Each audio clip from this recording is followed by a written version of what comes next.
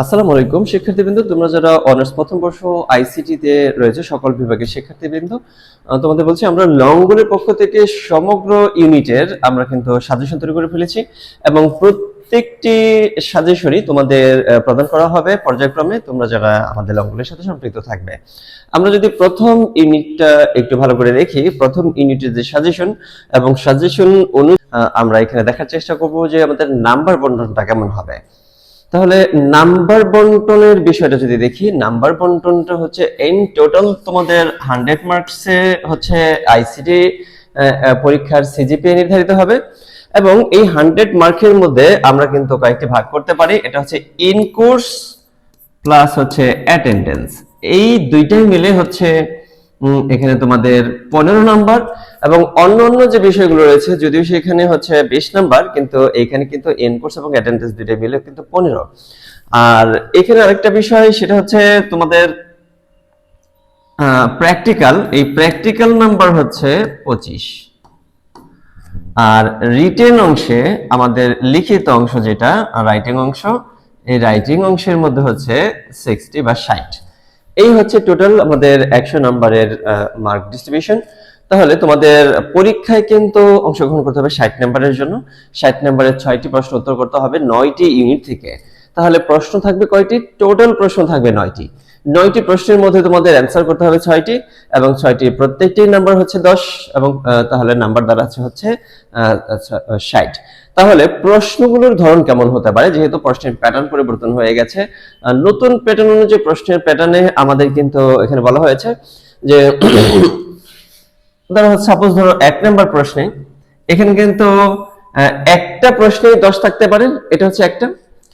এরপরে ঠিক 1 নম্বরে আবার আরেক ধরনের থাকতে পারে, সেটা হচ্ছে এ এবং বি।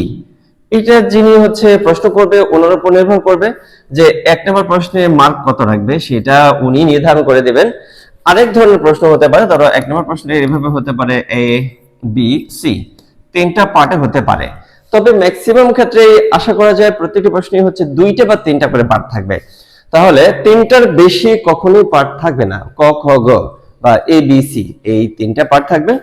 আর নাম্বারের কথা বললাম, সেই নাম্বারটা এরকম হতে পারে 3 3 4, এটা হতে পারে, অথবা 2 2 6 এরকমও হতে পারে। নাম্বার ডিস্ট্রিবিউশনটা যিনি হচ্ছে প্রশ্ন করবে উনি হচ্ছে সেট করে দিবেন এবং প্রশ্নের মাপ অনুযায়ী, প্রশ্নের লেংথ অনুযায়ী, প্রশ্নের গভীরতা অনুযায়ী উনি কিন্তু নাম্বারগুলো মার্কগুলো ঠিক করে দেবেন।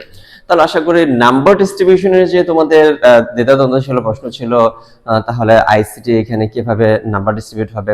আমরা কিন্তু ইন কোর্স যখন নাম্বার এন্ট্রি দিতে হয়েছে, ফার্স্ট ইয়ারে তোমাদের ইন কোর্স অলরেডি এন্ট্রি হয়ে গেছে, তাহলে আমরা কিন্তু এখানে 15 মার্কের ইন কোর্স এবং অ্যাটেন্ডেন্স এন্ট্রি দিয়েছি।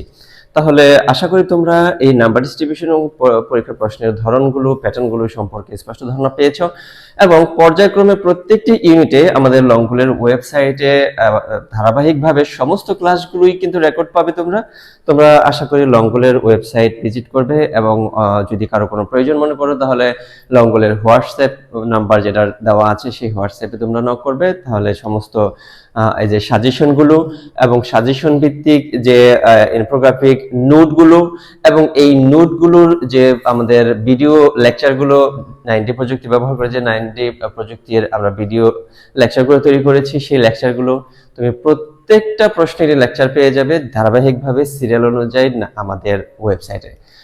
ধন্যবাদ জানাচ্ছি তোমরা যারা আজকের এই নাম্বার ডিস্ট্রিবিউশন ক্লাসটিতে অংশগ্রহণ করেছো। পরবর্তী ক্লাসগুলো তোমরা ধারাবাহিকভাবে দেখতে থাকো এবং তোমরা যে অন্যান্য ইউনিট রয়েছে সেই ইউনিটের ক্লাসগুলো যারা ওয়েবসাইটে রয়েছে তোমরা ধারাবাহিকভাবে দেখতে থাকো এবং কোনো ধরনের সমস্যা হলে অবশ্যই লাইভ ক্লাসে জিজ্ঞেস করবে। ধন্যবাদ সবাইকে।